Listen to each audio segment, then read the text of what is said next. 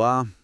Hoje a gente vai dar uma olhada mais de perto nos processos básicos por trás de algo que a gente faz o tempo todo: aprender. Temos aqui um material bem bacana, uns slides, anotações, e a nossa ideia é desmistificar esses conceitos, sabe? Especialmente para quem está começando agora em psicologia. Isso aí. A gente quer revisar como aprendemos, desde as coisas mais simples, tipo reações, até como se formam nossos hábitos, nossos medos, enfim. Ok, vamos começar a desmembrar isso então. Vamos lá. É um tema-chave, né? Basicamente, a gente vai passar por 3 caminhos principais que o material traz para a aprendizagem. Primeiro, a não associativa, que é aprender sobre uma coisa só, um estímulo. Depois, a associativa, que já conecta eventos, Tipo causa e consequência. é por aí, ou eventos que acontecem juntos. E tem também a aprendizagem por observação. Além disso, vamos dar o contexto do behaviorismo, que foi uma virada importante, né? Tirou o foco da mente, que era difícil de medir, e colocou no comportamento que a gente vê. Certo. E, claro, vamos entrar nos detalhes do condicionamento clássico do Pavlov e do operante do Skinner. O mais legal para mim é ver como esses mecanismos tão básicos explicam, assim, um monte de coisa do nosso dia a dia e são super importantes na clínica psicológica. Excelente. Então vamos começar por essa primeira via aí, a aprendizagem não associativa. Pelo que eu estou entendendo aqui do material, é a forma mais fundamental de aprender, focada num estímulo só. Como é isso na prática? Exato, é a base. Aqui a gente tem 2 processos que são meio que o oposto um do outro: a habituação e a sensibilização. Na habituação, a nossa resposta para um estímulo vai diminuindo, sabe? Conforme a gente é exposto a ele várias vezes. Tipo o barulho do ar-condicionado, que a gente nem nota mais depois de um tempo. Perfeito. Ou o barulho do trânsito para quem mora em avenida. No começo incomoda, mas depois parece que some. O cérebro meio que diz: ok, já conheço, não é perigoso, posso ignorar. É um filtro, né? Senão a gente ficaria maluco com tanta informação. Faz todo sentido. Uma adaptação para a gente poder focar no que é novo ou importante. E a sensibilização, então, seria o contrário disso? Exatamente. Na sensibilização, a resposta aumenta. O exemplo clássico que o material traz é o cheiro de fumaça. Se você sente um pouquinho, talvez só note. Mas se o cheiro continua ou fica mais forte, opa, a gente fica mais alerta, né? Procura de onde vem. Uhum. É um mecanismo de alerta. Aumenta a nossa resposta para algo que pode ser, sei lá, importante ou até perigoso. Os dois, habituação e sensibilização, são fundamentais para a gente se adaptar ao ambiente. Entendido. Aí o próximo passo seria a aprendizagem associativa. Essa já parece conectar as coisas, né? Ligar eventos que acontecem juntos. É aqui que entra o famoso condicionamento. Exatamente aqui. Aprendizagem associativa é sobre criar links, sabe, entre eventos. E os 2 tipos principais que o material destaca são o condicionamento clássico e o operante. O clássico, que a gente vai ver com Pavlov daqui a pouco, é basicamente aprender que um estímulo prevê outro. Tipo a música de suspense no filme, antes mesmo da cena de susto, a gente já fica tenso. Isso. Perfeito exemplo. Seu corpo aprendeu a associar aquela música, estímulo 1, com o susto, estímulo 2. Já o operante, que é mais a praia do Skinner, é aprender pela consequência do que a gente faz. Se eu faço um relatório de um jeito e sou elogiado, a tendência é eu repetir, né? Certo, aprender pelo resultado da ação. Isso. Beleza. E a terceira via que o material menciona? A aprendizagem por observação. Essa parece mais intuitiva. É simplesmente aprender vendo os outros fazerem? Sim, mas não subestima o poder dela. É incrivelmente eficaz. A gente adquire ou muda comportamento só de observar modelos. Pensa nas crianças imitando os pais, ou como a gente aprende a usar um aplicativo novo vendo um tutorial. Ou até coisas mais básicas, tipo saber que comida é segura ou não vendo a reação dos outros? Exatamente. Ou qual caminho seguir numa trilha nova, observando quem já conhece. Regras sociais, gírias, como se portar numa festa, um monte disso vem da observação. Psicologicamente falando, é vital para a socialização, para a cultura passar de geração para geração e até para a sobrevivência mesmo. Caramba! Então, essas três vias, não associativa, associativa e por observação, elas estão, tipo, funcionando o tempo todo juntas, moldando tudo. Exatamente, desde como a gente reage a um barulho até comportamentos super complexos como, sei lá, pilotar um avião ou manter um relacionamento. A capacidade de aprender está em tudo. Andar, falar, gostar de certas comidas, seguir regras, é o que nos torna tão flexíveis, né? Adaptáveis. Isso me deixa pensando, será que muitos dos nossos hábitos ou até reações emocionais do dia a dia foram aprendidos assim, meio sem a gente nem perceber o processo? Fica aí a reflexão para o pessoal que está ouvindo. Agora, mudando um pouco de assunto, mas ainda conectado, você mencionou o behaviorismo e essa mudança de foco na psicologia. O material coloca isso lá no início do século XX, né? Tinha uma galera insatisfeita com o método da introspecção. Tinha sim. A introspecção era o método principal, que era basicamente pedir para a pessoa descrever o que se passava na cabeça dela, sensações, pensamentos, sentimentos. Mas, assim, era muito criticado por ser subjetivo demais. Como é que eu vou saber se o vermelho que você descreve ao ver uma maçã é o mesmo vermelho que eu sinto? Era difícil ter dados objetivos, confiáveis. Entendi. Complicado para fazer ciência, né? E aí que entra o John B. Watson, com uma proposta bem diferente. Aqui a coisa fica interessante mesmo, né? Fica. O Watson bateu o pé que a psicologia, para ser ciência de verdade, tinha que focar no que dava para ver e medir: o comportamento. Ele não dizia que pensamentos ou sentimentos não existiam, tá? Mas que não dava para estudar eles de forma científica objetiva.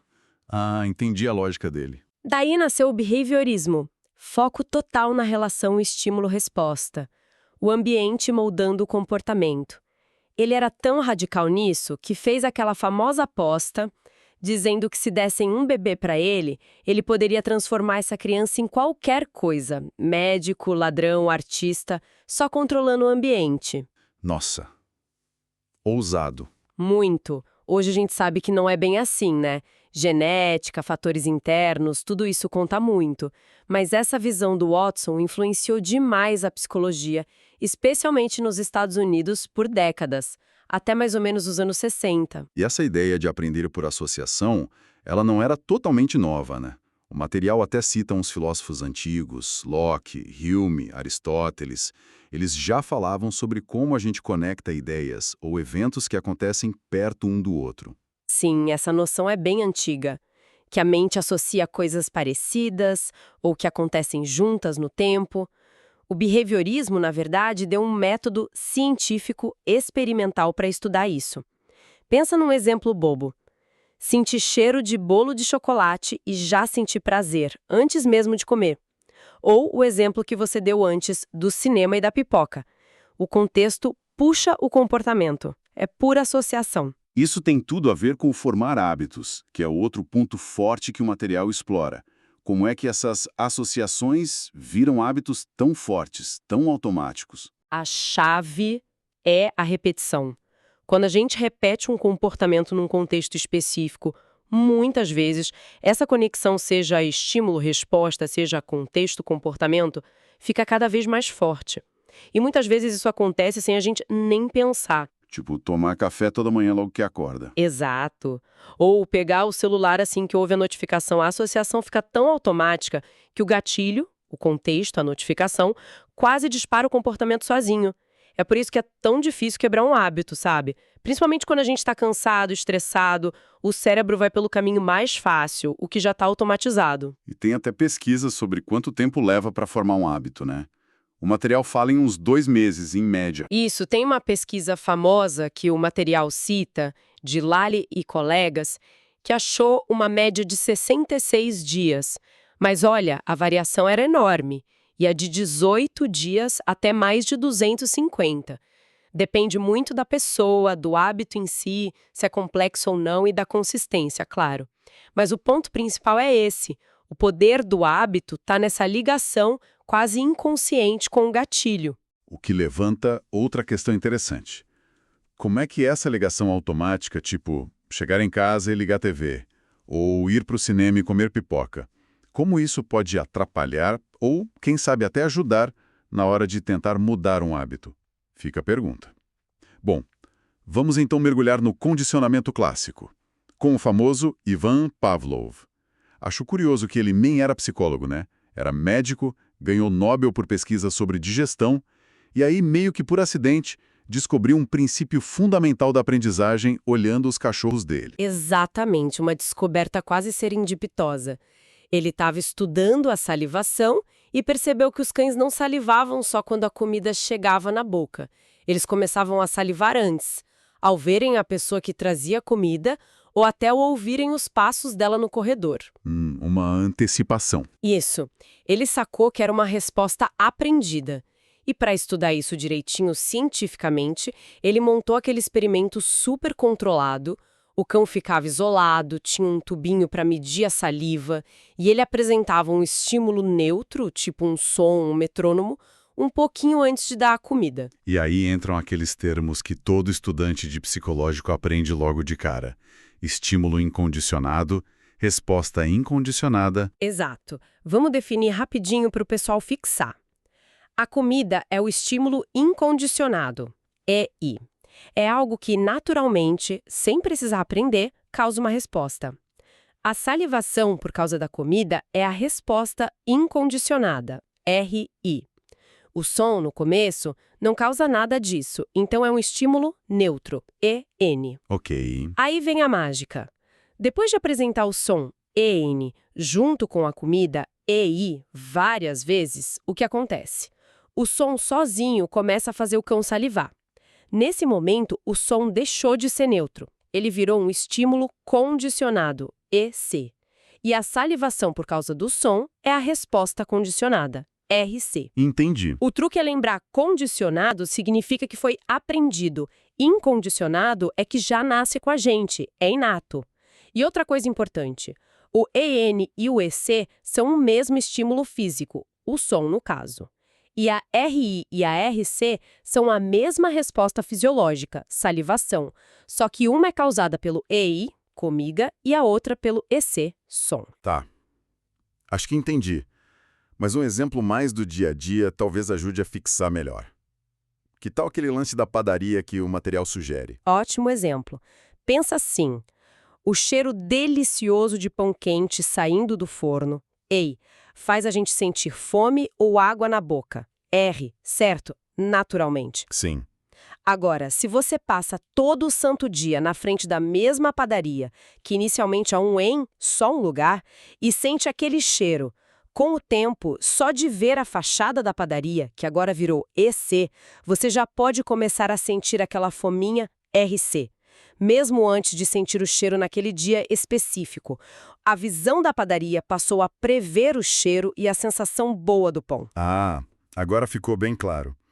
E depois dessa descoberta inicial, o Pavlov não parou por aí, né? Ele foi investigar mais a fundo e identificou uns 5 processos principais dentro desse condicionamento. O material fala de aquisição, extinção... Isso. 5 processos-chave que ele descreveu. Primeiro, a aquisição. É o comecinho do aprendizado, quando a associação entre o EC, som, e o EI, comida, está sendo formada. O timing aqui é importante. Geralmente, o EC tem que vir um tiquinho antes do EI para funcionar melhor. E faz sentido, né? É adaptativo. Na natureza, um barulho estranho, EC, pode avisar que um predador, EI, está chegando. Aprender essa ligação rápido pode salvar sua pele. Faz sentido. Segundo, a extinção. O que acontece se o EC começa a aparecer várias vezes, mas sem o EI logo depois? A resposta condicionada à salivação vai diminuindo, até sumir. A associação enfraquece porque o EC não prevê mais o EI. Ok, a resposta some. Mas aí vem o terceiro ponto, a recuperação espontânea. E aqui fica interessante, depois que a resposta foi extinta, se você deixar passar um tempo, umas horas, um dia, sem apresentar nada, e aí apresentar o EC de novo, do nada, a RC, salivação, pode reaparecer. Ué, mas não tinha sumido? Pois é, ela volta, geralmente mais fraca do que antes, mas volta. Isso sugere uma coisa importante. A extinção não apaga a memória da associação, ela só inibe a resposta. A ligação ainda está lá, guardada em algum lugar. Interessante isso. E os outros dois? Generalização e discriminação. Quarto, generalização.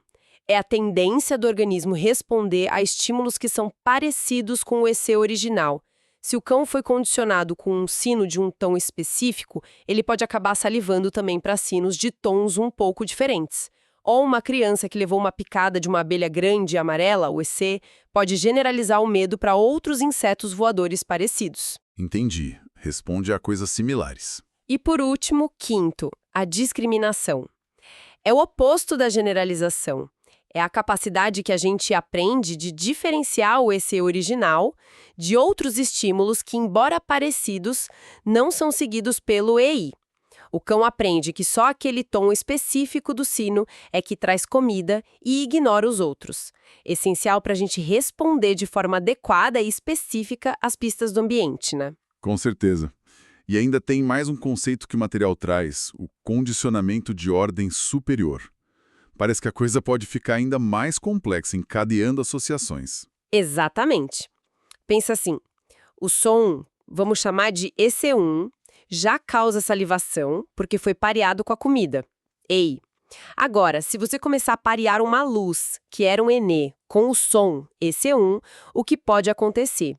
A luz, que agora vira um EC2, também pode começar a causar salivação. Mesmo sem nunca ter sido pareada diretamente com a comida. Isso, a associação foi transferida. Luz, som, comida. Geralmente, essa resposta de ordem superior é mais fraca que a original. Um exemplo humano que o pessoal usa. Talvez você tenha medo de cachorro bravo, EC1, porque já foi mordido EI. Se esse cachorro sempre late EC2 antes de avançar, com o tempo, só de ouvir o latido EC2, você já pode sentir medo RC, mesmo sem ver o cachorro. Fascinante como essas associações vão se amarrando umas nas outras. E qual é a grande utilidade disso tudo na psicologia clínica? Onde isso entra na prática? É fundamental. É a base para a gente entender e tratar um monte de respostas emocionais que são aprendidas. Coisas como fobias, ataques de pânico, muitas formas de ansiedade, até aversões alimentares. Tudo isso pode ter um componente de condicionamento clássico. E como se trata isso, então? A partir desses princípios, surgiram várias técnicas terapêuticas bem eficazes. O material menciona algumas. A ideia é substituir a resposta indesejada, tipo medo de aranha, por uma resposta oposta e incompatível, tipo relaxamento. Você associa o estímulo que causa medo, aranha, o S, com um estado de calma profunda. Tem a terapia de exposição, que é basicamente expor a pessoa de forma segura e controlada ao estímulo que ela teme, o S, mas sem que nada de ruim aconteça, sem o EI aversivo. Com a exposição repetida, a associação medo-estímulo vai se extinguindo. É super eficaz para a ansiedade. Essa exposição pode ser feita de jeitos diferentes, né? Sim, pode ser gradual, que é a dessensibilização sistemática. Aqui, a pessoa primeiro aprende a relaxar profundamente. Depois, ela cria uma lista de situações que dão medo, da mais leve até a mais pavorosa. E aí ela vai sendo exposta a essas situações, uma por uma, começando pela mais fácil, sempre mantendo o relaxamento. E tem a forma mais intensa, a inundação ou flooding. É jogar a pessoa direto na situação mais temida por um tempo prolongado até a ansiedade diminuir sozinha pela ausência de perigo real. É mais rápido, mas também mais desconfortável e precisa de muito cuidado para não traumatizar mais ainda. Raramente é a primeira escolha. Uau! Então, entender que muitos medos e ansiedades podem ser, na verdade, aprendidos, abre uma porta enorme para poder desaprender ou reaprender essas respostas de um jeito diferente. Isso muda bastante a perspectiva, né? Fica aí a pergunta para o nosso ouvinte. Como essa compreensão pode mudar o jeito de lidar com os próprios medos ou com os medos de alguém próximo? Beleza. Saindo do clássico e do Pavlov, vamos agora para o condicionamento operante do B.F. Skinner. Se no clássico o foco era mais na associação entre estímulos que vêm antes da resposta, Aqui no operante, a chave é a relação entre o comportamento e o que vem depois dele, suas consequências, certo? E estamos falando de ações mais voluntárias, digamos assim. Exatamente. A perspectiva muda. Skinner estava interessado em como as consequências de uma ação influenciam se essa ação vai acontecer de novo ou não no futuro. O termo operante vem daí. São comportamentos que operam sobre o ambiente para produzir alguma consequência. A ideia central é: somos moldados pelos resultados das nossas ações. E essas consequências, basicamente, podem ser de dois tipos gerais: reforço, que faz o comportamento aumentar, e punição, que faz diminuir. Mas dentro disso, o material organiza em 4 categorias, né? Usando positivo e negativo, que às vezes confunde um pouco. Confunde mesmo. Mas é crucial entender essa matriz. Vamos lá. Primeiro, reforço positivo. Acontece quando a gente adiciona algo agradável depois do comportamento, e isso faz o comportamento aumentar. Exemplo clássico: dá um biscoito, agradável, para o cachorro depois que ele senta, comportamento. Ou receber um elogio, agradável, depois de fazer um bom trabalho, comportamento. Ok, adiciona algo bom. Segundo, reforço negativo. Aqui a gente retira algo desagradável depois do comportamento, e isso também faz o comportamento aumentar. Atenção máxima aqui: não é punição, é alívio. Exemplo: tomar um remédio comportamento retira a dor de cabeça, desagradável. Ou apertar o botão do despertador barulhento, comportamento, para ele parar, retira o som desagradável. Ou ainda, estudar mais, comportamento, para diminuir a ansiedade com a prova, retira o desagradável. Ah, essa distinção é chave mesmo. Muita gente acha que reforço negativo é bronca, mas é o contrário, é tirar algo ruim. Exato. É alívio que fortalece o comportamento. Agora vamos para as outras duas, que diminuem o comportamento. Terceiro, punição positiva. Aqui a gente adiciona algo desagradável depois do comportamento. Exemplo: levar uma bronca, desagradável, por chegar atrasado, comportamento. Ou sentir dor, desagradável, ao encostar no fogão quente, comportamento. Adiciona algo ruim. E quarto, punição negativa. Aqui a gente retira algo agradável depois do comportamento. Exemplo: perder o direito de usar o videogame, agradável, por não ter feito a lição de casa, comportamento. Ou ficar de castigo sem sair com os amigos, retira algo agradável. Perfeito. Acho que com esses exemplos ficou bem claro. O material também diferencia tipos de reforçadores, né? Fala de primários e secundários. Sim, importante também. Reforçadores primários são aqueles que satisfazem necessidades biológicas básicas. A gente não precisa aprender a gostar deles. Comida, água, alívio da dor, sono. Já os reforçadores secundários ou condicionados são aqueles que a gente aprende a valorizar porque eles foram associados de alguma forma com os primários. Tipo dinheiro. Dinheiro é o exemplo perfeito. O papel em si não mata a fome, mas a gente aprende que com ele a gente compra comida, primário. Notas boas na escola, elogios, aprovação social, status, tudo isso são reforçadores secundários. E para nós humanos, a atenção dos outros é um reforçador secundário poderosíssimo. Faz sentido. E a questão do tempo? O material fala de reforço imediato versus tardio.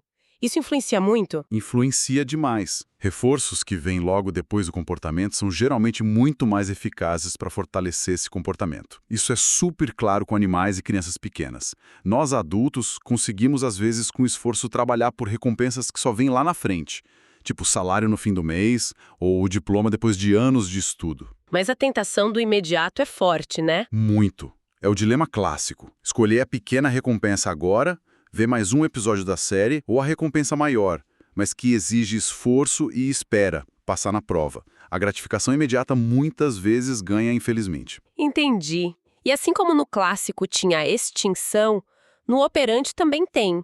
Quer dizer, se o reforço que mantinha um comportamento some, o comportamento tende a desaparecer também. Exatamente. É a extinção operante. Quando um comportamento que antes era seguido por um reforço deixa de ser reforçado, a frequência dele tende a diminuir gradualmente. Pensa numa máquina de refrigerante que você sempre usou e funcionava. Se um dia ela engole seu dinheiro e não dá a lata, não tem mais reforço, Você pode tentar mais uma ou duas vezes, mas logo vai parar de colocar dinheiro nela. Certo. Mas tem um detalhe importante aqui, que o material chama de extinction burst, ou jorro de resposta. Logo no início da extinção, quando o reforço some pela primeira vez, é comum o comportamento aumentar temporariamente de frequência ou intensidade. Aumentar. Antes de diminuir, sim. Tipo, a criança que fazia birra para ganhar atenção, reforço, quando os pais começam a ignorar, extinção, ela pode fazer uma birra ainda maior no começo. Ou você apertar o botão da máquina de refri com mais força ou mais vezes antes de desistir. É crucial para quem está tentando extinguir um comportamento não ceder e reforçar justamente nesse jorro. Senão você ensina que insistir mais funciona. Nossa, dica importante é essa. E as aplicações do condicionamento operante? Onde a gente vê isso funcionando no mundo real? Imagina que em todo lugar, né? Em praticamente todo lugar. Na educação, é a base de muitos métodos de ensino, sistemas de notas, recompensas por bom comportamento. No treinamento de habilidades, desde adestrar animais até treinar atletas de alta performance ou novos funcionários numa empresa. Na psicologia clínica, é fundamental na terapia comportamental para modificar comportamentos problemáticos, tratar vícios e ensinar habilidades sociais. Empresas usam também, né? Programas de incentivo. Com certeza, programas de bônus, reconhecimento, até no design de produtos digitais. Sabe como os aplicativos e jogos nos mantêm engajados, com notificações, pontos, recompensas? É puro condicionamento operante bem aplicado. Entender como as consequências moldam o que a gente faz é realmente uma ferramenta muito poderosa. O que nos deixa com uma última provocação para o pessoal que está ouvindo. Em que situações do dia a dia vocês conseguem identificar esses princípios de reforço e punição funcionando? Talvez de um jeito bem sutil ou até sem querer, moldando o comportamento de vocês mesmos ou das pessoas ao redor. Fica a reflexão. Bom, acho que demos uma boa viajada hoje, hein? Fomos desde as formas mais básicas de aprender, tipo se acostumar com um barulho ou ficar mais alerta com o outro. A aprendizagem não associativa. Isso, passamos pelas associações mais complexas do condicionamento clássico com Pavlov e do operante com Skinner. Aprendendo a prever eventos e agir pelas consequências. E ainda falamos da aprendizagem por observação. Recapitulando tudo, deu para ver como esses processos todos, né, eles se misturam, se combinam e formam a base de como a gente interage com o mundo, como a gente se adapta, como a gente constrói quem a gente é, de certa forma. Exatamente. E talvez o ponto principal para levar dessa nossa conversa, sabe? Especialmente para o pessoal que está começando na psicologia, é pensar no alcance disso tudo. O quanto das nossas preferências, o que a gente gosta, o que a gente não gosta, das nossas reações emocionais, dos nossos hábitos do dia a dia, até do nosso jeito de ser, o quanto disso não é, pelo menos em parte, resultado dessas aprendizagens. Muitas vezes, aprendizados que aconteceram sem a gente nem se dar conta. É verdade. E reconhecer como esses mecanismos funcionam, como a gente tentou mostrar aqui, com base no material, não é só para passar na prova, né? É interessante academicamente, claro, mas dá ferramentas para a gente. Abre a chance de usar esse conhecimento de um jeito mais consciente, seja para entender melhor os outros, seja para tentar mexer nos nossos próprios hábitos, nos nossos aprendizados, até nas nossas respostas emocionais, para viver de um jeito que funcione melhor para a gente. Fica essa reflexão final, então.